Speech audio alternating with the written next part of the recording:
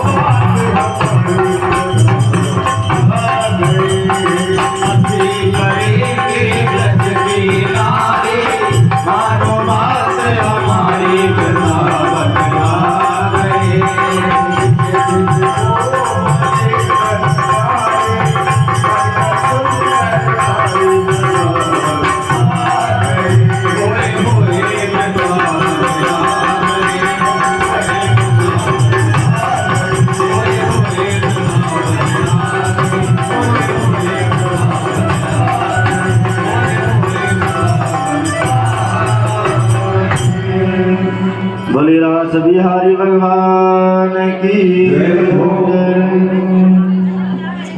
महाराष्ट्र में भगवान ने जैसे ही बंसी बजाई तो समस्त देवता उस बंसी के ताल को सुन रहे हैं, धुन को सुन रहे हैं। और ये जो बंसी है ना, वह जो भी भक्त जो भी प्रसादी के लिए दान करना चाहे वो भी कर सकते हैं। जय श्री राम। उस वंश में नाना सुर फूंक रहे हैं भगवान। समस्त देवता थिरक रहे हैं और विचार कर रहे हैं। सब देवता अपनी अपनी ताल मिला रहे हैं उस बंसी के साथ में, लेकिन किसी को पता नहीं चल रहा इसमें कौन से फूल फूके जा रहे हैं,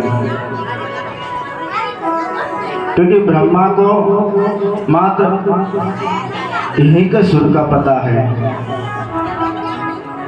एक ब्रह्मांड के सुर का पता है ब्रह्मा को, लेकिन भगवान बालकृष्ण अनेक ब्रह्मांड नायक हैं, उनको समस्त ब्रह्मांड के सुरों का ज्ञान है।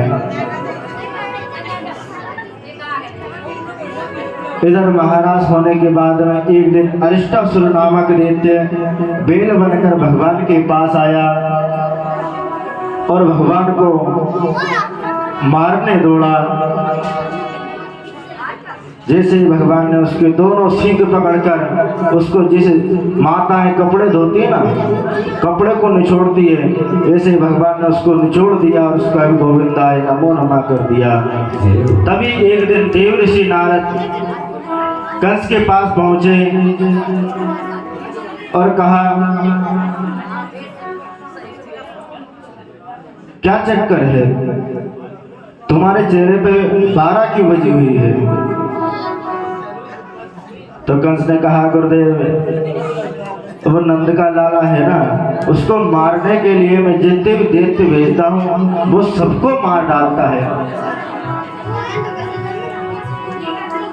तो नारद जी ने कहा कि वे नंद का लाला नहीं, तुम्हारा काल है, जो नंद वसुदेव, जिसे तुम नंद का लाला समझ रहे हो, वसुदेव का लाला है। इसलिए तुम ऐसा करो, अब ये राक्षसों को भेजना बंद कर दो और किसी माध्यम से उसको यहाँ बुला लो।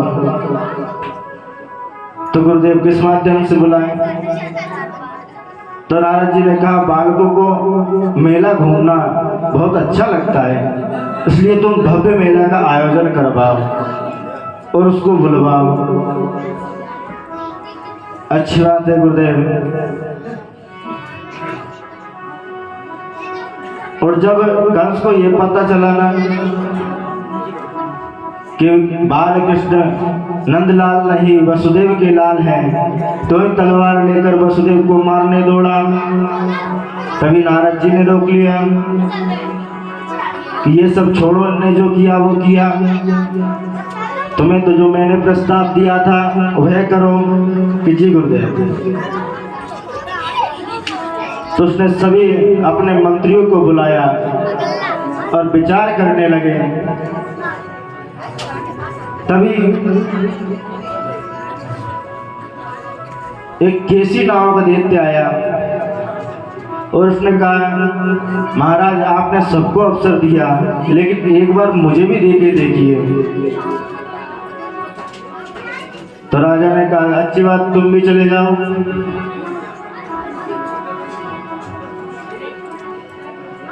तो केसी गया और भगवान को देखकर मुंह फाड़कर खाने दौड़ा। तभी भगवान ने एक मुक्का बनाया, उसके मुंह में दिया और उसका भी गोविंदाय नमो नमः कर दिया। इसके बाद में कंस ने कहा, अब बहुत हो गया, राक्षसों को भेजना। तब क्या किया जाए कि अक्रूर जी को बुलाया जाए। अक्रूर जी को बुलाया गया तो अक्रूर जी विचार कर रहे हैं, अब पता नहीं कौन सा संकट आवे वाला है जो यह दुष्ट कंस ने मुझे याद किया है।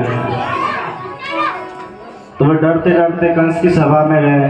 तो कंस ने स्वागत किया, आओ आओ मित्र, बहुत दिन हो गए मिले हुए। हाथ पकड़ के आसन पे बिठा दिया। तो अक्रूर जी विचार कर रहे हैं कि ऐसा चरित्र तो इसका नहीं है, क्योंकि रामायण में बाबा तुलसीदास जी ने कहा है कि नवन नीच की अति दुखदाई।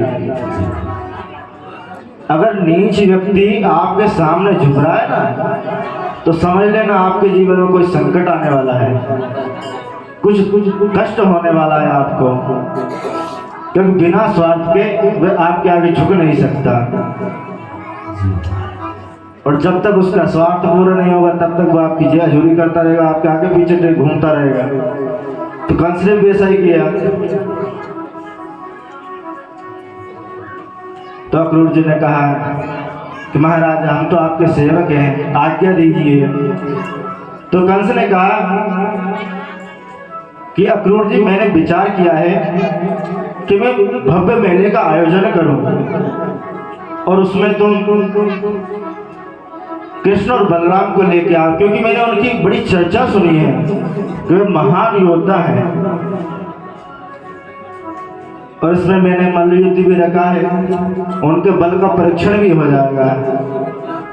तब अक्रूर जी को समझ में आ गया, किसको पता चल गया है। लेकिन फिर भी अक्रूर जी ने क्या कहा कि महाराज भले ही हम जो करना चाहते हैं ना, देखो होता नहीं है, होता वही है जो प्रभु चाहते हैं, क्योंकि हमारी इच्छा से कुछ नहीं होता, होई है वही जो राम रुचि रखा। जो राम जी की इच्छा में होती है वही होता है। किंतु आप हमारे महाराज हो, इसलिए आपने आज्ञा दी है तो मैं उसको स्वीकार करता हूँ। तो अक्रूर जी अपने घर में जाकर रात्रि विश्राम किया और प्रातः उठते ही कंस के रथ को लेकर वृंदावन के लिए निकल पड़े और प्रातः काल के निकले, सायं काल को वृंदावन पहुंचे। तो परीक्षित जी ने आश्चर्य से पूछा, गुरुदेव ये दिन भर कहाँ रह गए, इतनी दूर थोड़ी है कोई।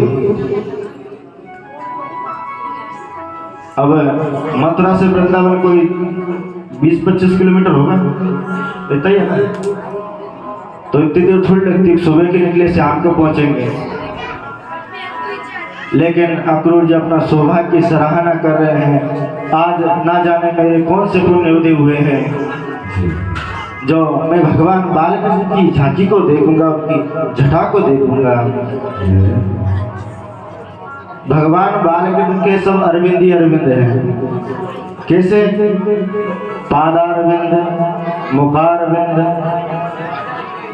अरविंद ही अरविंद है। सुनकर बोले बालकृष्ण भगवान की।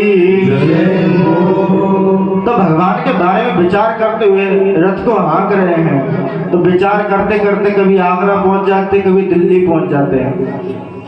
जैसे याद आती अरे आगे निकल गए, पुनः लौट के आते तो फिर वापस मथुरा पहुंच जाते हैं। ऐसे करते करते उनको शाम हो गई। शाम को जाकर वृंदावन में प्रवेश किया और नंद बाबा से भेंट की। इधर भगवान बाल कृष्ण गौए चरा कर आ रहे थे। जो इस चाचा को देखा उनको प्रणाम किया और अंदर ले गए। तभी भगवान बाल कृष्ण ने प्रश्न किया कि सब यदुवंशी कैसे हैं। फिर भगवान विचार करने लगे कि क्षमा कीजिएगा चाचा जी, मुझे पूछना नहीं चाहिए था, क्योंकि यदुवंशियों में कंस नामक जो कैंसर है ना, उसके होते हुए यदुवंशी कैसे सुखी हो सकते हैं। तो अक्रूर जी ने सोचा भगवान सब कुछ जानते हैं और उनके आने का कारण बताया कि मुझे कंस ने भेजा है और मेले का आयोजन किया है, उसमें धनुष यज्ञ रखा है। तभी भगवान कृष्ण ने कहा तो हम अवश्य चलेंगे, लेकिन नंद बाबा वगैरह से बात कर लो। तो सुबह प्रातः भगवान बाल कृष्ण ने नंद बाबा से कहा कि बाबा हम मेला देखने को जाएंगे। अच्छा बेटा तुम मेला देखने जाओगे? हाँ बाबा हम चाचा के साथ मेला देखने जाएंगे। तभी नंद बाबा ने कहा अच्छा तुम चलो, हम भी सब आते हैं। और पूरे गांव में हल्ला कर दिया कि जो जो मेला घूमने जाना चाहता है वे सब चले। तो इधर अक्रूर जी के साथ भगवान बाल कृष्ण और दाऊ जी मथुरा के लिए प्रस्थान किए। तो रास्ते में अक्रूर जी ने यमुना जी में स्नान करने को कहा कि मैं यमुना स्नान कराता हूँ, आप दोनों बैठना। क्योंकि दाऊ जी क्षमा कीजिएगा, अक्रूर जी ने क्या कर रखा था कि आसपास में सेनाएं छुपा रखी थी कि ताकि अगर कोई संकट आए ना तो मैं इशारा दे दूं कि ये रक्षा करने आ जाए हमारे। जैसे अक्रूर जी ने यमुना में डुबकी लगाई तो दोनों भाई वहीं दिखाई दिए उन्हें। तो अपनी आंखें मिसली और ऊपर देखा तो दोनों भाई रथ में बैठे भी दिखाई दिए। तो पुनः डुबकी लगाई। अब भगवान बलराम शेष की सैया बन गए और अपने गोपाल जी चतुर्भुजनाथ बन गए। उन्हें दिव्य दरबार दिखाई दिया तो अक्रूर जी समझ गए कि ये तो स्वयं नारायण है और मैं इनकी रक्षा की चिंता कर रहा था। बोले भक्त वत्सल भगवान की जय हो।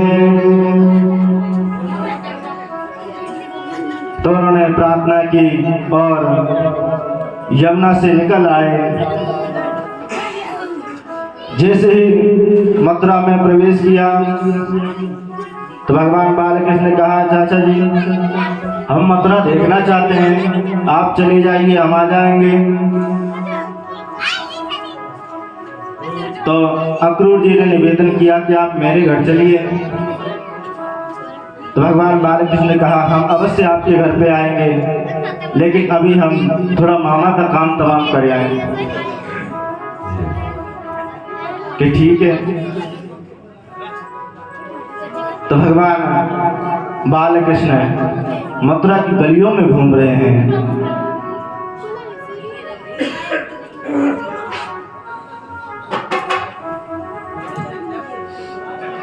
और सबको अपनी झांकी दिखा रहे हैं।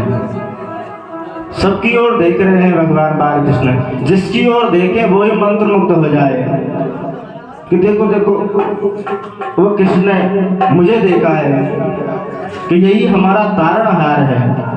और यही कंस का मारणहार है, उसने मुझे देखा है। अब भगवान क्यों सबकी ओर देख रहे हैं? क्योंकि राम अवतार में भगवान ने किसी की ओर नहीं देखा, अपने पलके झुकाकर ही चलते थे, क्योंकि मर्यादा पुरुषोत्तम श्री राम थे। और इनका काम तो कहीं से मर्यादा का नहीं लगा, सब पूरे उठपटांग काम। अरे सावरे सूरत पे मोहन, दिल दीवाना हो गया। बड़ी ताली की सेवा होगा।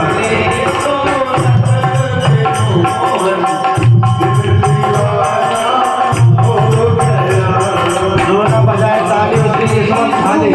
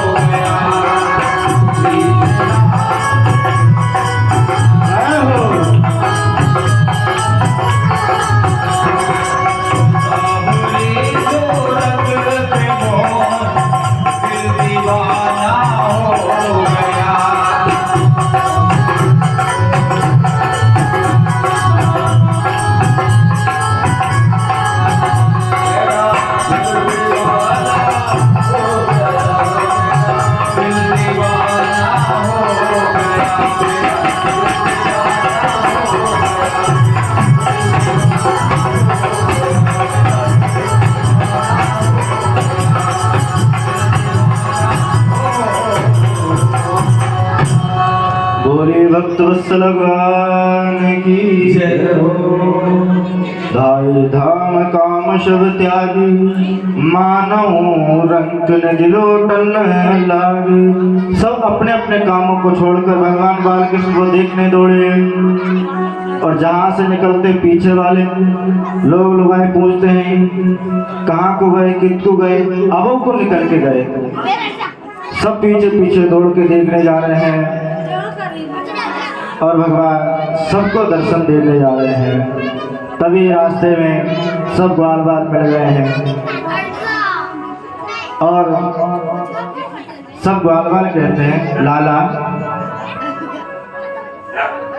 हमारे कपड़े फटे पुराने हैं, कचू नए कपड़ों की व्यवस्था कर दी। तेरा मामा तो राजा कंस है ना। तो भगवान कृष्ण ने कहा चलो व्यवस्था करते हैं। तो जो भगवान बालकृष्ण धोबी के पास पहुंचे और कहा कि हमें कपड़े दे दो। तो उसने अपमान भरे शब्द कहे भगवान से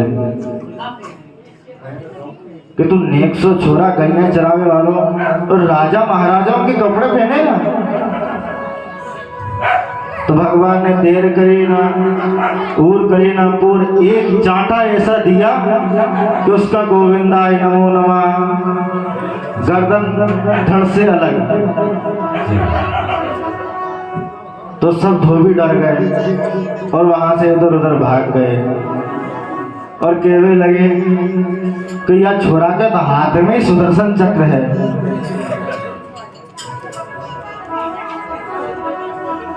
क्योंकि यह धोबी ने राम अवतार में बहुत ज्यादा ही कर दी थी, इसलिए इस अवतार में उसका गोविंदाय नमो नमः कर दिया। इसके बाद में सब राजा के कंस के कपड़े पहन के चल दिए सारे ग्वाल बाल और रास्ते में जाते जाते पूरी मथुरा की रोड साफ करते जा रहे हैं। और ऐसे लग रहे हैं जैसे कि कपड़े हैंगर पे टांग रखे हों, क्योंकि ग्वाल बाल सब छोटे छोटे और कपड़े कंस के बड़े बड़े। तो ऐसे लगे जैसे कि हैंगर पे टांग रखे हों कपड़े। तो महाराज ग्वाल वाले कहते हैं कि तूने कपड़े तो पहना दिए लेकिन कुछ ढीले से लग रहे हैं, कुछ ये फिटिंग विटिंग करवा दे लल्ला। तो अबे लो सकाओ। तो नाई के पास पहुंचे और नाई ने जो सब हम देख रखा था कि भगवान ने कैसे धोबी का काम तमाम किया है, तो हाथ जोड़ के बोला आइए महाराज स्वागत है आपका, डर क्यों। अहो भाग्य जो आप सेवा के लिए पधारे। तो भगवान ने कहा कि ये मेरे मित्र हैं, इनके कपड़े फिटिंग कर दो। तो उन्होंने फिटिंग कर दिया। तो भगवान ने खूब आशीर्वाद दिया। आज इसीलिए दर्जी फलीभूत हो रहे हैं। कपड़ा 200 रुपये का, सिलाई 400 रुपये। जितनी कपड़े की कीमत नहीं है उससे ज्यादा तो सिलाई है। कुर्ते का कपड़ा 100 रुपये का आएगा और सिलने वाला 250 रुपये वैसे ही ले लेगा। तो आदमी की हिम्मत ही नहीं बढ़ती कि यार एक दो जोड़ी सिलाऊं कि नहीं सिलाऊं। 2 जोड़ी में साल भर निकाल दी, 10 साल निकाल दी, अभी तो है चल रहे। तो कपड़े सिलने के चक्कर में ये सब हो रहा है।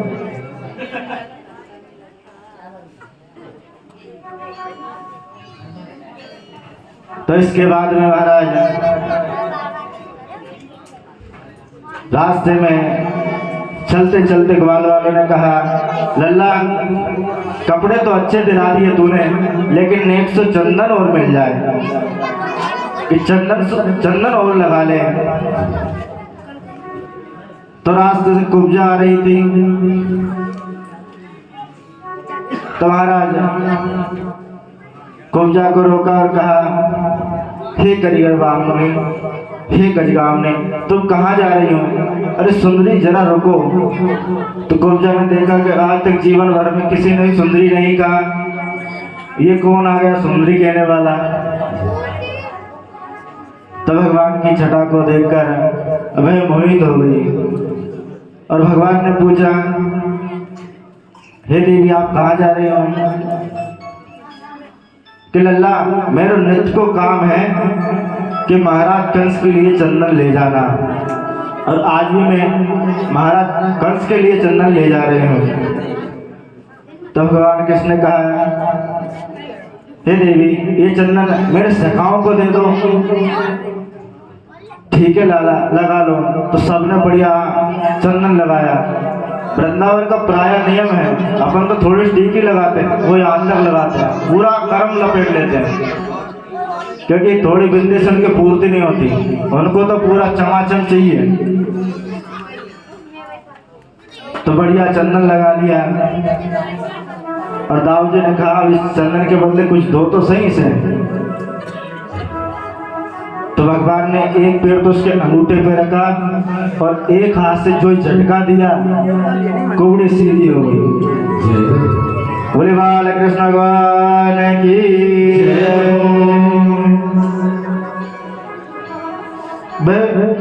अप्सरा की भांति सदृश्य होने लगी, और भगवान से हाथ जोड़ के निवेदन करने लगी कि भगवान आप मेरे घर चलिए। तो भगवान ने इसको भी आश्वासन दिया कि मैं अवश्य आऊंगा तुम्हारे घर। इसके बाद में भगवान धनुष मखशाला की ओर बढ़े, जहाँ धनुष रखा था। तो वहां पर जाकर भगवान ने धनुष को प्रणाम किया, और वहां के जो सैनिक थे ना उनसे निवेदन किया कि महाराज ऐसा धनुष कबू न देखा हमने, कहा इसको स्पर्श कर लें। तो उन्होंने बालक समझ कर कह दिया कर लो कर लो। तो भगवान ने उसको स्पर्श किया। फिर कहा भगवान ने कहा यार थोड़ा सा उठाने का। तो सैनिक कहते कहा तोरी मती मारी गई का 100 छोरा ये शिव जी को धनुष को उठाएगा। तो इधर दाऊ जी ने कहा लल्ला अपने दूध बारे हाथ दिखाइए तो सही, जिससे असुर मारे हैं तूने। क्या अच्छा दाऊ जी कहा, और जो ही धनुष उठाया और उसके 2 टुकड़े कर दिए। इधर कंस को पता चला कि धनुष टूट चुका है, क्योंकि परशुराम ने धनुष देते समय कहा था कंस जिसने इस धनुष को तोड़ दिया वही तुझे मारेगा।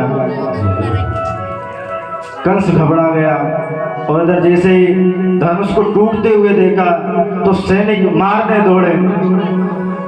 तो एक टुकड़ा तो दाऊ जी ने ले लिया धनुष का, एक टुकड़ा कृष्ण ने ले लिया। दोनों ने दे धनाधन सबको कूट डाला, और सबका गोविंदाय नमो नमः कर दिया। इसके बाद में आगे चले भगवान, और कुवलियापुर नामक हाथी मिला, जिसको कंस ने मदरा पिला रखी थी भगवान को मारने के लिए। तो जैसे ही कुवलियापुर मारने दौड़ा तो भगवान ने उसके दांत पकड़ लिए, और दांतों में ऐसा झटका दिया कि उसके दांत ही बाहर निकाल लाए, और उसका भी गोविंदाय नमो नमः कर दिया। धीरे धीरे जैसे आगे बढ़े, दोनों भाइयों ने एक एक दांत ले लिया, और सबको मारते कूटते मल्ल भूमि में पहुंच गए। वहां पर जैसे ही भगवान ने पदार्पण किया, सभी भगवान रूप छटा को देखकर मोहित हो गए, और कंस भयभीत होने लगा।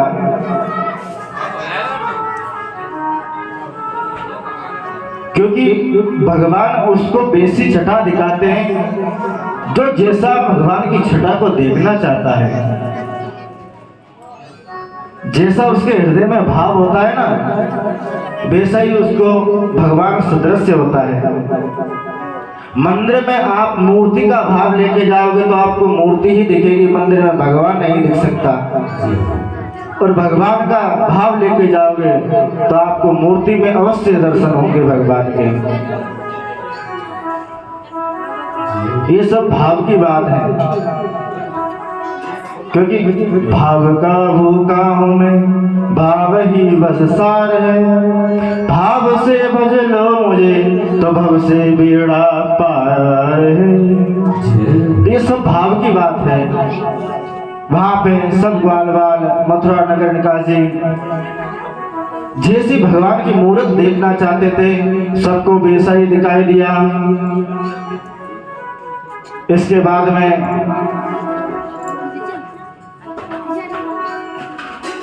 चाणूर और मुष्टिक ने भगवान को युद्ध का न्योता दिया। तो भगवान ने कहा भैया हम तो बालक हैं, मल्ल युद्ध तो बराबरी वालों में होता है। तो उन्होंने कहा कि हमने तुम्हारे बल की बहुत चर्चा सुन रखी है, तो जरा दो दो हाथ हो जाए। नहीं माने तो भगवान ने दो दो हाथ किए, कंधे से कंधे लड़ाए, हाथों से हाथ लड़ाए। और जब बहुत देर तक चलता रहा तो भगवान ने घुमा के उसका गोविंदाय नमो नमः कर दिया। इधर दाऊ जी ने देखा तो एक ही मुक्के में उसका गोविंदाय नमो नमः, मुष्टिक का मुक्का मार के गोविंदाय नमो नमः कर दिया। उसके बाद में सल तोसल आए, तो सल तोसल में एक एक मुक्का दिया तो उनका भी गोविंदाय नमो नमः कर दिया। बोले राक्षस मर्दन भगवान की जय हो। तो इसके बाद में जो वहां पे और मल्ल योद्धा थे, यह देखकर डर के भाग गए और भगवान श्री कृष्ण कंस के पास पहुंच गए और उसके केस पकड़ लिए और उसको याद दिलाया कि याद कर ले कंस, जब मेरी माता देवकी का विवाह हो रहा था तब तूने ऐसे ही उनके केस पकड़े थे। और ये कहा, भगवान ने उसको धक्का दिया और वह ऊंचे मन से नीचे गिरा और जैसे गिरा उसके ऊपर से भगवान उसके ऊपर कूद गए उसकी छाती पे। और भगवान ने उसको अपना चतुर्भुज दर्शन दिया और उसका भी गोविंदाय नमो नमः कर दिया। बोले कंस मर्दन भगवान की जय।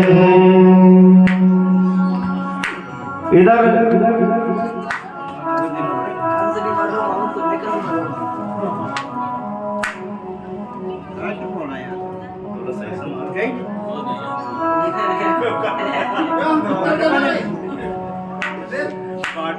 इधर अपने कंस ज्यादा तगड़े आ गए, कैसे नहीं कर रहे।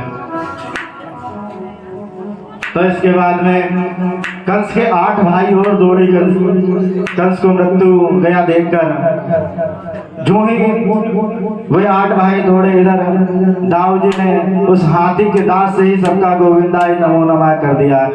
इधर अस्थि और प्राप्ति जो कंस की पत्नियां थी वह रोती रोती आई और भगवान ने उनको ज्ञान देकर सांत्वना दी। इसके बाद में भगवान अपने माता पिता से मिले। तो माता पिता जानते थे क्योंकि उन्होंने भगवान का चतुर्भुज रूप देख रखा था, इसीलिए वे सकुचा रहे थे, हाथ जोड़ के खड़े थे।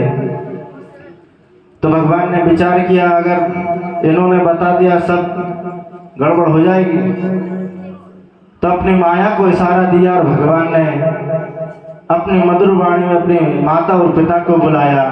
तो उनके हृदय में भक्त वत्सलता का भाव उत्पन्न हो गया और अपने पुत्र को गले से लगाकर रोने लगे और मानो आनंद का पारावार नहीं रहा, इतने खुश हुए। इधर नंद बाबा दुखी हो गए। इसके बाद महाराज नंद बाबा से भगवान बाल कृष्ण ने कहा कि बाबा अभी मुझे यहाँ बहुत काम है, आप चलिए, मैं कुछ समय बाद आ जाऊंगा। तो नंद बाबा ने वैसा किया। नंद बाबा लौट आए और इधर भगवान ने महाराज उग्रसेन को राजगद्दी पर बैठा दिया और जैसे राजगद्दी पे बैठाया, इधर वसुदेव ने अपने कुलगुरु गर्गाचार्य जी को बुलाकर भगवान का यज्ञोपवीत संस्कार कराया। गर्गाचार्य जी ने कहा कि जिसका बालक अशिक्षित रहता है वह बड़ा दुखदायी होता है। माता पिता का कर्तव्य है अपने बालक को पढ़ाना लिखाना, ज्ञान अर्जन कराना उसको। तो गर्गाचार्य जी ने कहा, मेरे देखने में तो एक ही आश्रम आता है, मथुरा से दूर तो है लेकिन वह इनके लिए उपयुक्त है। तो वसुदेव ने कहा, कहाँ पर? कि मध्य प्रदेश के उज्जैन में सांदीपनी आश्रम में भगवान बालकृष्ण और दाऊ जी ने हमारे यहीं पर विद्याध्ययन किया है, हमारे बाबा महाकाल की नगरी में। तो भगवान ने को आश्रम भेजा गया। आश्रम भेजने के बाद में भगवान ने अल्प समय में ही पूर्ण विद्याओं को प्राप्त कर लिया और वहीं पर उनकी सुदामा से मित्रता हुई। जब गुरु दीक्षा देने का समय आया तो गुरुदेव ने तो कुछ नहीं मांगा, क्योंकि पहले सिस्टम चलता था, आश्रम में बालकों को निःशुल्क पढ़ाया जाता था। जो ऋषि आश्रम थे उसमें सब राजा महाराजा के बालक, ब्राह्मण बालक सब निःशुल्क पढ़ते थे। लेकिन जब उनका विद्याध्ययन पूर्ण हो जाता था ना, तब वे अपने यथाशक्ति अनुसार गुरु दक्षिणा दे के जाते थे। तो गुरुदेव ने तो कुछ नहीं मांगा, लेकिन गुरु माता ने अपने पुत्र को प्राप्ति की कामना जताई। कहा कि पुत्र, एक दिन मेरा पुत्र समुद्र में स्नान करने गया था और वे कभी नहीं लौटा, बस और मुझे कुछ नहीं चाहिए, मेरा पुत्र ही दे दे। तो भगवान समुद्र के पास पहुंचे और पूछा समुद्र देव से। तो समुद्र देव ने कहा कि भगवान मुझे तो पता नहीं, लेकिन मेरे अंदर एक पांचजन्य नामक राक्षस रहता है, हो सकता है उसने उसका आहार कर लिया हो। तो भगवान ने उस पांचजन्य का गोविंदाय नमो नमः कर दिया और जो उसका निवास था पांचजन्य शंख, वह भगवान ले आए। और इसके बाद में भगवान यमलोक से पहुंचे और यमदेव से कहा कि मेरा गुरुपुत्र जिस भी कर्म बंधन में बंधा हो उसे मुक्त करके मेरे समक्ष लाओ। तो वैसा ही किया। गुरुपुत्र यमराज जी ने लौटा दिया और भगवान पुनः वापस आ गए और अपने गुरु माता को अपना गुरुपुत्र दिया।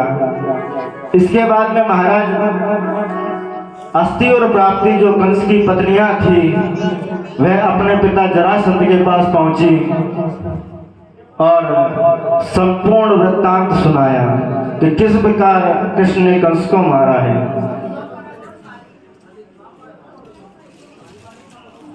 तो जरासंध 24 अक्षौणी सेना लेकर भगवान बालकृष्ण और बलराम पे चढ़ाई कर दी। एक बार नहीं, दो बार नहीं, 3 बार नहीं, 17 बार चढ़ाई की और भगवान ने 17 बार उसको पराजित किया। लेकिन 18वें बार में ब्राह्मणों को संकल्प देकर जाप करने बिठा के आया कि तुम जाप करो कि मुझे विजय प्राप्त हो। अगर मुझे विजय प्राप्त नहीं हुई तो मैं तुम्हारे सबके सर धड़ से अलग कर दूंगा। और साथ में कालियाबल को लेके आया था। तो भगवान ये सब लीला जानते थे, इसीलिए उन्होंने रात्रि में ही द्वारकापुरी का निर्माण करवाया और सबको वहां पर स्थानांतरित कर दिया।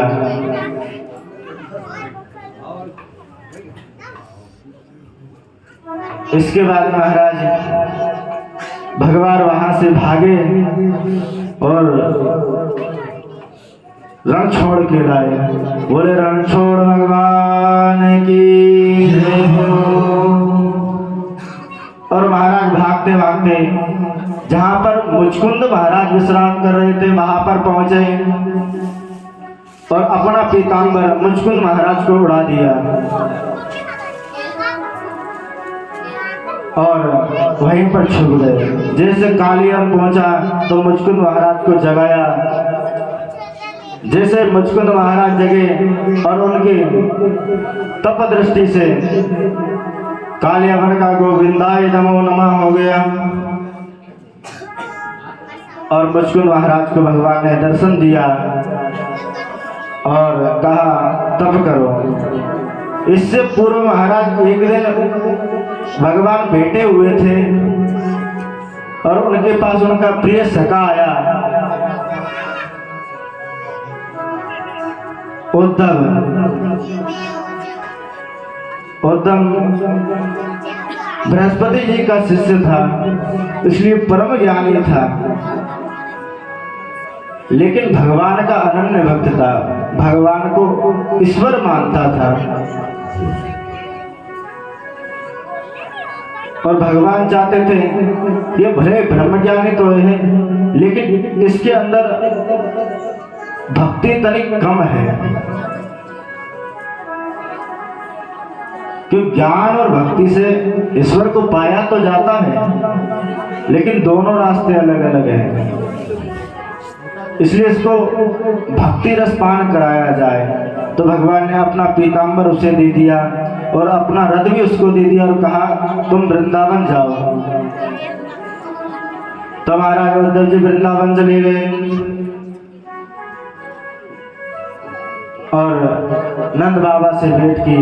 नंद बाबा को लगा दूर से कि मेरा कृष्ण आ गया, तो उन्होंने गले लगा लिया और जब देखा कि कृष्ण जैसा तो है लेकिन कृष्ण नहीं है और अंदर ले गए और रात भर बातचीत की। उद्धव जी ब्रह्म ज्ञान देते हैं कि आपके पुत्र ने कंस को मार दिया। तो नंद बाबा कहते हैं कि मेरे पुत्र ने कंस को नहीं मारा, अरे वो तो कृष्ण पे झपटा, उसका पैर फिसल गया और वो गिर गया और मर गया। इसी प्रकार अनेक वार्तालाप हुई और शाम के समय जब क्षमा कीजिएगा प्रातः काल के समय जब गोपियों ने रथ को देखा तो विचार किया कहीं कृष्ण तो नहीं आ गया। इसको बड़े दिनों में हमारी सुध आई और महाराज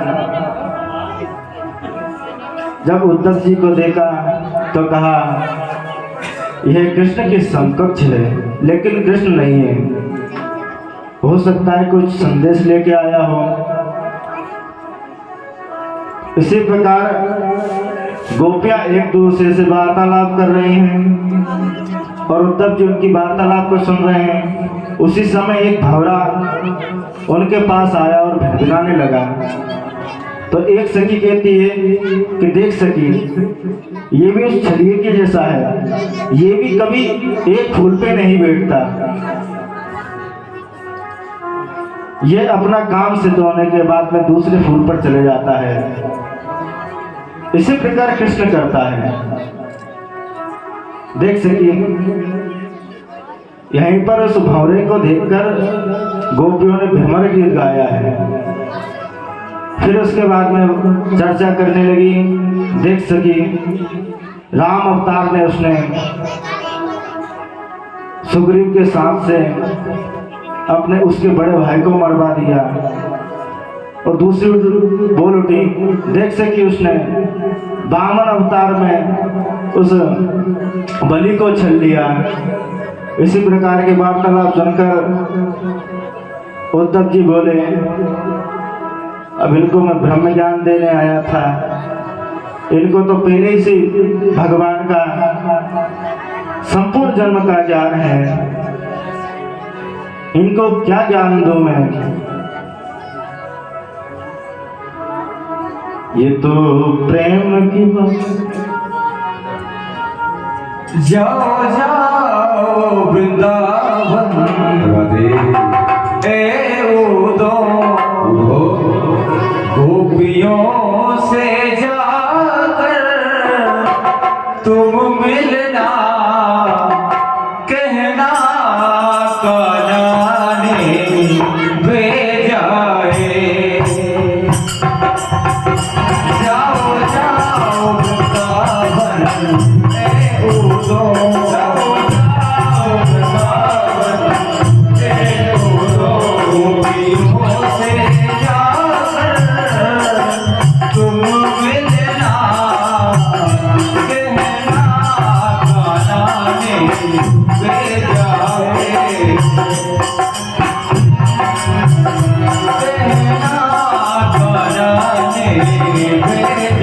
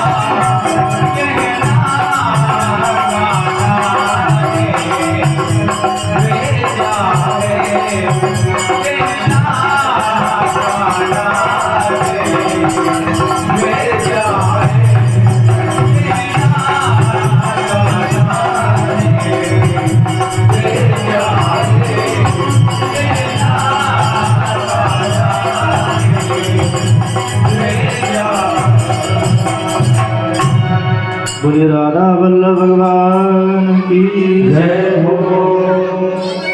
भगवान ने 11 वर्ष की आयु में वृंदावन छोड़कर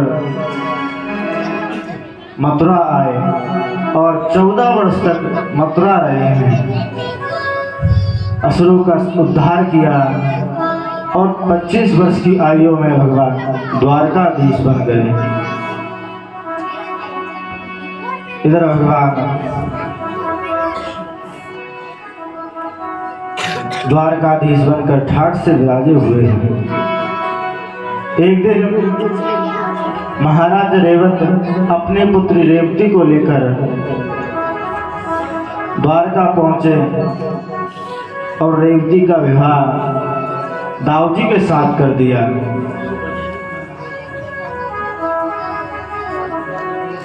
और महाराज रेवती जी की हाइट थोड़ी बड़ी थी और दाऊजी थोड़े कम हाइट के थे, क्योंकि युग भेद है यहाँ पर। रेवती जी सूर्यवंश की कन्या है और सतयुग की हैं, और दाऊजी वर्तमान युग के हैं। तो भगवान कृष्ण दाऊजी को छेड़ते हैं और कहते हैं बड़ी बहू के बड़े भाग। तो दाऊ जी को क्रोध आ गया, अपना हल मूसल उठाया और रेवती जी के सिर पर रखकर एक झटका दिया तो रेवती बराबर हो गई। तभी से आज तक रेवती जी दाऊ जी के साथ नहीं दिखाई देती। वृंदावन में पूरे में देख लेना, एक आधे मंदिर में होंगी रेवती जी कोने में बैठी हुई, लेकिन दाऊ जी के साथ में कहीं पे नहीं है।